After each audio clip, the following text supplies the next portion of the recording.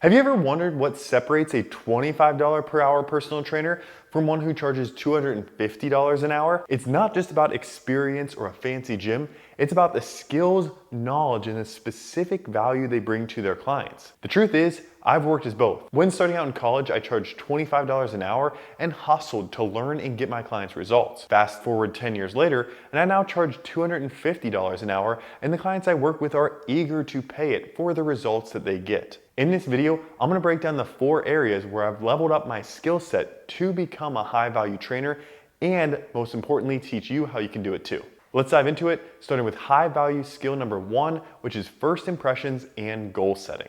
Let's start with goal setting because this should be one of the first conversations that you have with a new or a potential client. A mistake that I made early on in my training career was trying to impose my ideas on clients. For example, if they said they wanted to tone and lose weight, I would respond by saying that's great and how I can help them get stronger. I didn't realize at the time that there was often a disconnect that they felt between what they told me their goals were versus the plan that I responded back to them with. Now, here's what I do instead. I start the conversation with more curiosity. I might say to them, for example, I want to be honest, right now I'm really ignorant to your past struggles, your motivation for being here, and your goals. I would like to learn more about you before we move forward with a plan on how to work together. Would you be able to tell me more about what you would like to get out of training? The client will be ecstatic that you're slowing down and really listening to them. Then, when they tell you what they want, ask clarifying questions. Something like, correct me if I'm wrong, but it sounds like you felt better in the past when you were following a structured training plan.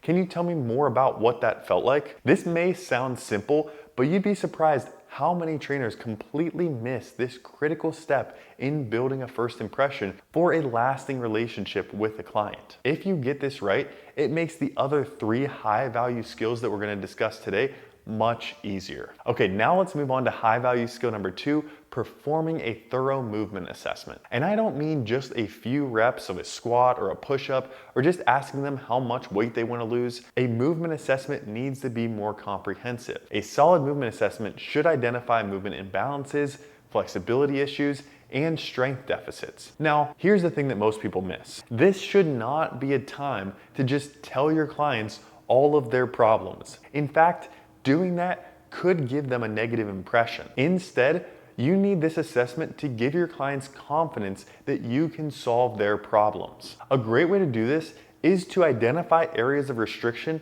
and show them immediate improvement on those restrictions. For example, a lot of clients can't touch their toes, and it's often the case that they used to be able to, but they've been feeling stiff and tight for years. So this is something that they want to get back. Here's exactly what I do with clients I'm assessing in person and online. I'll have them reach down and touch their toes, and I'll observe from the side. I'm looking at 3 different things. 1, are the hips moving backward? 2, are the hips tilting forward? And 3, is the back rounding uniformly? Clients will present differently with where they're getting their motion from. You'll see with some clients that they can't tilt the hips forward very much, but they bend the back a lot. You'll see with other clients that they tilt the hips forward really well, but their back doesn't round very well. And you'll see with other clients that their back bends in one specific spot rather than uniformly. And this is all important information for you to gather to then figure out what you can do to help them move and feel better. What I often do next is have clients squeeze a ball between their knees for 5 to 10 seconds. And if you don't have a ball, putting your 2 hands together and then putting between your knees and squeezing together works just as well. This activates the adductor muscles to help tilt the hips forward. This also causes what's called reciprocal inhibition to the opposite muscles, the glutes on the backside. Do this, and then importantly, retest range of motion reaching down towards the toes. This typically helps clients gain several inches of range of motion almost immediately. It also helps you learn more and better direct your plan with them. If this significantly helps them shift their hips backwards and tilt their hips forward, then there's a good chance they have tightness in the back side of the hip and they need to learn to hinge better and learn how to lengthen their glutes. That client doesn't need glute bridges and hip thrusts. Instead, they would actually benefit from something like a hip airplane, where we're learning to access and control a lengthened position of the glutes, as well as other exercises like an RDL with cues to push the hips backward while keeping the kneecaps above the shoelaces. What this really is a basic understanding of biomechanics. You're learning where they have areas of restriction, and then you're planning the strategies that are going to help specifically address that. If you can do this well and consistently solve stiffness and restriction problems that clients have and that they've had for years, then you're not going to be a $25 an hour personal trainer. You're going to be able to elevate yourself to a $250 an hour personal trainer. Learning these basic biomechanics strategies can give you the tools that you need to help clients quickly gain mobility in each area of the body. And that ability to test and retest and see improvements is a high value skill. And although a lot of these strategies sound simple, I've had tons of clients spend years making really no progress on something that I can make measurable progress on in just minutes. Being able to see and feel a before and after is huge for building trust. And we actually have a free hip mobility masterclass to learn even more of these strategies than we can fit in this video. And if you want to learn even more of these biomechanics movement assessment strategies, then you can check out our hip mobility masterclass. I'll leave a link in the description below. To summarize though, high value skill number 2 was performing a client movement assessment and specifically focusing on making an immediate improvement to a restriction. And if you're curious about the exact movement assessment that I use, it's the one that we teach in our continuing education course, Movement Assessment 101, that is available at themovementsystem.com. It's a simple biomechanics-based assessment measuring range of motion at each major joint in the body. It also provides a flow sheet of a quick hitter exercise to immediately improve range of motion, as well as a strength training exercise to make that new range of motion last long term. All right, now let's move on to high value skill number 3, writing effective personalized training programs. Here's the truth. Your clients want one thing above all else: to feel like they're on track toward their goals. Importantly, this is different than being on track toward their goals. For example, if they're on track towards their goals, but they don't really feel like it because you're not measuring anything, then they may be discouraged or unmotivated. It's also different than actually hitting their goals.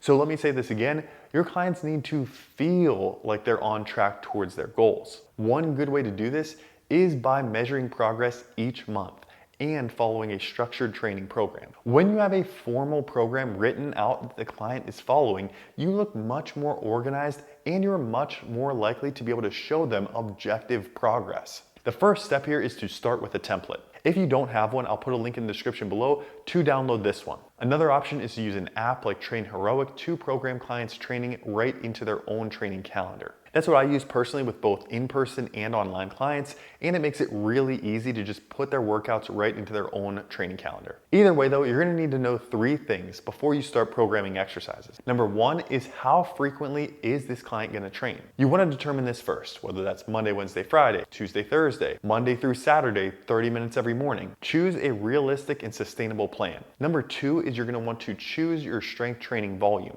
I generally consider 5 to 10 sets per muscle group per week to be low volume. For example, 2 sets of squats, 2 sets of leg extensions, 2 times per week would be 8 weekly sets to the quads. Moderate volume would be around 10 to 15 sets per muscle group per week, and then high volume is typically 15 or more sets per muscle group per week. You can determine which to program based on goals and the client's training history. And then the third thing you'll need to know is your progression scheme. What are you gonna test week 1?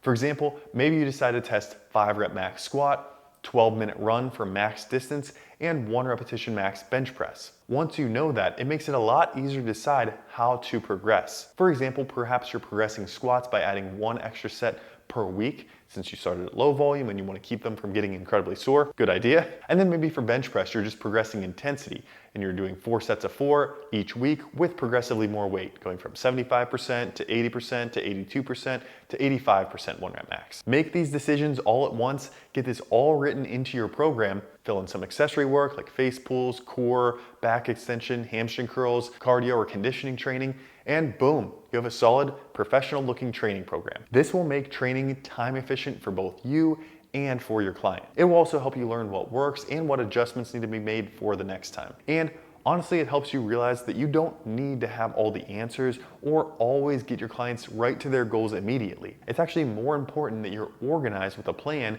and you communicate with them about what's working and what isn't working and where you need to adjust to keep the relationship going and to keep them on track long term. And then lastly, we have high value skill number 4, which is client education. A $25 per hour personal trainer can take a client through a workout and show them how to do each exercise. But a $250 an hour trainer isn't just good at explaining exercises, they're educators. They can break down complex concepts in a way that clients understand and find motivating. By educating clients, you're not only showing your expertise, but you're also building trust and investment in the process. The truth is, acquiring all the in-depth knowledge about health and fitness that you possess as a high-value trainer requires significant time, extensive research, and hands-on experience. You can use that to save your clients months or years of trying to figure things out on their own.